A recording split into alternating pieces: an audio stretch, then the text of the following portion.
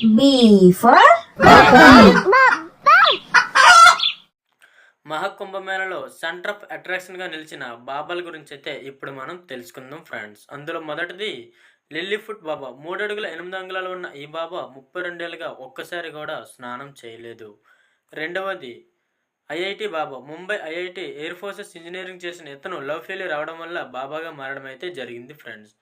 ఇక మూడవది అంబాసిడర్ బాబా. ఇదే అంబాసిడర్ కారులో దేశం మొత్తం తిరుగుతూ ఉంటాడు, అందుకని ఇతని పేరు అంబాసిడర్ బాబా. నాలుగవది గీతానంద్ బాబా. తలపై 2 లక్షల రుద్రాక్షలు మోస్తూ గత 12 ఏళ్ళుగా మోస్తూనే ఉన్నాడు. ఐదవది రాధేపురి బాబా. 14 ఏళ్ల క్రితం ఎత్తిన చేయి ఇప్పటి వరకు దించలేదు, అందుకని ఇతని పేరు రాధేపురి బాబా. ఆరవది మోక్షపురి బాబా. యుఎస్ ఆర్మీలో జవాన్గా పనిచేస్తూ బాబా అవతారం అయితే ఎత్తడం జరిగింది. ఇక ఏడవది ఐఏఎస్ బాబా. 40 ఏళ్ల నుంచి ఫ్రీగా వాట్సాప్ మరియు ఇతర మాధ్యమాల ద్వారా ఐఏఎస్ కోచింగ్ ఇస్తున్నారు, అందుకని ఇతని పేరు ఐఏఎస్ బాబాగా అయితే పేరొందడం అయితే జరిగింది. ఇక ఇలాంటి మరిన్ని అప్డేట్స్ కోసం ప్లీజ్ సబ్స్క్రైబ్ బపం టీవీ. Thank you.